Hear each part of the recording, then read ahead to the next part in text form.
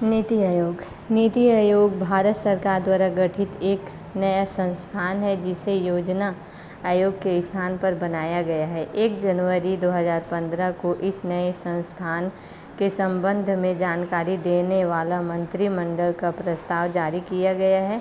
यह संस्थान सरकार के थिंक टैंक के रूप में कार्य करता है और उसे निर्देशात्मक एवं नीतिगत गतिशीलता प्रदान करता है। साथ साथ नीति आयोग केंद्र और राज्य स्तरों पर सरकार की नीति के प्रमुख कारकों के संबंध में प्रासंगिक, महत्वपूर्ण तथा तकनीकी परामर्श उपलब्ध कराता है। इसमें आर्थिक स्तर पर राष्ट्रीय तथा अंतर्राष्ट्रीय आयात, देश के अंदर तथा अन्य देशों के बेहतरीन पद्धतियों का प्रसार, नए नीतिगत विचारों का समावेश तथा विशिष्ट विषयों पर आधारित समर्थन से संबंधित मामले शामिल हैं। योजना आयोग और नीति आयोग के मूलभूत अंतर यह है कि इसमें एक से राज्यों की ओर केंद्र से राज्यों की ओर चलने वाली एक पाक्षिक या नीतिगत क्रम को एक महत्वपूर्ण विकासवादी परिवर्तन के रूप में राज्यों की वास्तविकता और सतत भागीदारी से बदल दिया गया है। नीति आयोग का मुख्यालय नई दिल्ली में है तथा इसके अध्यक्ष देश के प्रधानमंत्री हैं। तो नमस्ते दोस्तों, मैं कामना सारथी आपका स्वागत करती हूँ। आज हम यूजीसी नेट का सेकंड पेपर देखेंगे। इसका नीति आयोग बहुत ही महत्वपूर्ण है।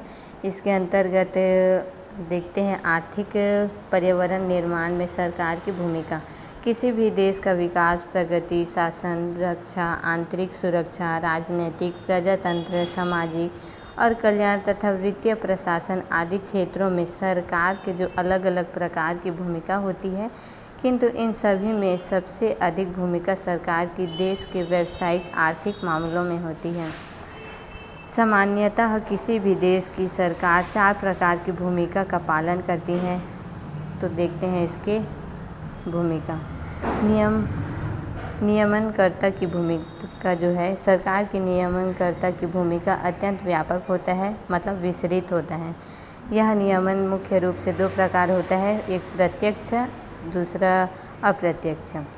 अप्रत्यक्ष को देखते हैं, जहां प्रत्यक्ष नियंत्रण विभिन्न विद्यमान कानूनों की सहायता से किया जाता है, वही अप्रत्यक्ष नियंत्रण मुख्यतः सरकारी नीतियों के माध्यम से लागू किया जाता है। नेक्स्ट देखेंगे प्रवर्तन या संवर्धन की भूमिका। किसी भी अर्थव्यवस्था उसमें सरकार की प्रवर्तन या अर्थ संवर्धन वाली भूमिका महत्वपूर्ण स्थान रखती है। इस प्रकार की भूमिका में सामान्यतः सरकार विनियमन की अपेक्षा व्यावसायिक संवर्धन पर अधिक बल देती है। सरकार उद्योग और व्यवसाय के विकास तथा संवर्धन की दृष्टि में उद्योगों को अधिक सहायता प्रदान करने की योजना बनाती है और सरकार उद्योगों की सहायता प्रदान करने तथा प्रोत्साहन देने के लिए अनेक प्रकार के वित्तीय एवं मौद्रिक रियायतें भी प्रदान करती है तथा इस प्रकार के विभिन्न क्षेत्रों में निजी, सहकारिता एवं संयुक्त क्षेत्रों के विकास तथा इनमें पारस्परिक संतुलन बनाए रखने की सहायता देती है। नेक्स्ट है नियोजनकर्ता के रूप में सरकार की भूमिका। सरकार का नियोजनकर्ता की भूमिका में अपना अलग ही एक महत्वपूर्ण स्थान है, जो किसी देश में भी अर्थव्यवस्था के किसी न किसी रूप में देखने को मिलता है। लेकिन विकासशील अर्थव्यवस्थाओं में, जिनमें संस्थाओं का बहुलता न होकर उसकी कमी रखती है, वही नियोजन की महत्वपूर्ण भूमिका होती है। उदाहरण के लिए देख सकते हैं, देश में वर्ष 1951 से ही विभिन्न पंचवर्षीय तथा 1 वर्षीय योजनाओं के माध्यम से सरकार के नियोजनकर्ता की सफल भूमिका निभाते हैं तथा प्रत्येक योजना के माध्यम से विकास के नए नए आयामों को छुआ है। इतना ही नहीं, प्रत्येक योजना में किसी न किसी क्षेत्र में विशेष बल दिया है तथा नियोजन के द्वारा नियोजित विकास के माध्यम से भारत सरकार में विकास, विज्ञान तथा प्रौद्योगिक क्षेत्रों में अपनी स्थिति को मजबूत किया है। उद्यमिता की भूमिका देखते हैं। विभिन्न देशों में सरकार विभिन्न प्रकार की औद्योगिक साहसी की भूमिका का निर्वाह करती है। इसके अधीन सरकार के द्वारा उपक्रमों की स्थापना तथा संचालन किया जाता है तथा व्यवसाय में संबंध अनेक जोखिम को भी सरकार द्वारा स्वीकार किया जाता है, प्रत्यक्ष और अप्रत्यक्ष रूप से। आज दुनिया के विभिन्न देशों में साहसी उद्यमी की भूमिका दिन प्रतिदिन बढ़ती ही जा रही है। नेक्स्ट देखेंगे राजनीतिक पर्यावरण। राजनीतिक पर्यावरण क्या होता है? राजनीतिक पर्यावरण के अंतर्गत जो है देश की सामान्य स्थिरता एवं शांतिपूर्वक तथा चुनी गई सरकार की प्रतिनिधित्व जो है उसका व्यवसाय के प्रति विशिष्ट दृष्टिकोण जैसे राजनीतिक परिस्थितियां शामिल होती हैं। व्यवसाय की सफलताओं में राजनीतिक स्थितियों का महत्व स्थायी राजनीतिक स्थायियों के अंतर्गत व्यावसायिक क्रियाओं के पूर्वानुमान में होता है। दूसरी ओर राजनीतिक अशांति एवं कानून व्यवस्था में खतरे के कारण व्यावसायिक क्रियाओं में अनिश्चितता आ सकती है। अतः राजनीतिक स्थिरता अर्थव्यवस्था के विकास के लिए दीर्घ अवधि परियोजना में निवेश करने के लिए व्यवसायों में आत्मविश्वास पैदा करती हैं। राजनीतिक अस्थिरता मतलब स्थिर नहीं रहता है, अस्थिर रहता है, इस विश्वास को हिला सकती है। अतः सरकारी अधिकारियों का व्यवसाय के प्रति दृष्टिकोण का व्यवसाय का सकारात्मक एवं अथवा नकारात्मक प्रभाव पड़ सकता है। नेगेटिव और पॉजिटिव दोनों प्रकार का प्रभाव पड़ सकते हैं। उदाहरण के रूप में 1991 में हमारी अर्थव्यवस्था में खुलेपन के बाद भी विदेशी कंपनी ने भारत में व्यवसाय के लिए अनुमति पत्र प्राप्त करने के लिए नौकरशाही की लाल फीती शाही से पार पाना सर्वाधिक कठिन कार्य पाया है। कई बार तो कार्य के लिए अपने प्रार्थना पत्र पर कार्यवाही में महीनों लग जाते हैं।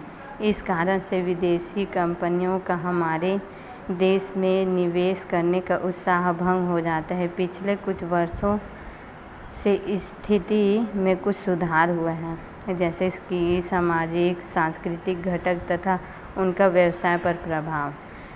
व्यवसाय के किसी भी देश में समाज या लोगों के बीच अपनी समस्त गतिविधियों को संचालित करता है। अतः व्यवसाय को उस समाज के विभिन्न सामाजिक सांस्कृतिक घटकों जैसे सामाजिक मूल्य, प्रथाएं, आस्थाएं, धारणाएं, सामाजिक व्यवस्था, भौतिकवाद, धर्म, संस्कार आदि प्रमुख रूप से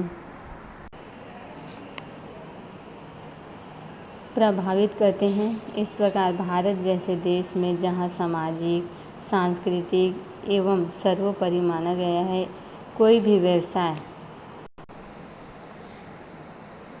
भी व्यवसाय की उन मूल्यों को अनदेखी नहीं करते हैं, दीर्घकाल तक सफल नहीं हो सकता है। अतः किसी भी व्यवसाय की सफलता के लिए यह आवश्यक है कि वह देश के सामाजिक सांस्कृतिक मूल्यों के बनाए रखते हुए ही स्थापित करें, संचालित एवं नियंत्रित हो, जिससे उनको इन घटकों के विरोध का सामना न करना पड़े। अतः व्यावसायिक पर्यावरण की किसी समाज के सामाजिक सांस्कृतिक घटक प्रभावित एवं निर्धारित करते हैं। तो आगे बढ़ते हुए कुछ महत्वपूर्ण प्रश्न हल करते हैं। व्यावसायिक अर्थशास्त्र के अंतर्गत देश की आर्थिक प्रणाली देखेंगे। पूंजीवादी अर्थव्यवस्था में पाया जाता है ऑप्शन नंबर ए निजी स्वामित्व, ऑप्शन नंबर बी सरकारी हस्तक्षेप, सी में है शोषण का अभाव, डी में है केंद्रीय नियोजन। तो इसका सही आंसर है निजी स्वामित्व। समाज में पाया जाता है प्रतियोगिता, वर्ग संघर्ष, सामाजिक स्वामित्व एवं आर्थिक विषमताएं। तो इसका सही आंसर है सामाजिक स्वामित्व, क्योंकि समाजवाद में ये पाया जाता है।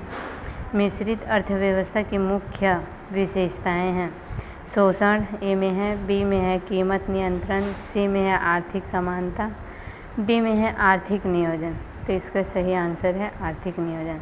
समाजवादी अर्थव्यवस्था में उत्पत्ति के साधनों पर अधिकार होता है। ऑप्शन नंबर ए में पूर्ण समाज का संपूर्ण समाज का, ऑप्शन नंबर ए में संपूर्ण समाज का, ऑप्शन नंबर बी में उपभोक्ता का, ऑप्शन नंबर सी में पूंजीपति या पूंजीपतियों का, ऑप्शन नंबर डी में है ये सभी। तो इसका सही आंसर है पूंजीपतियों का।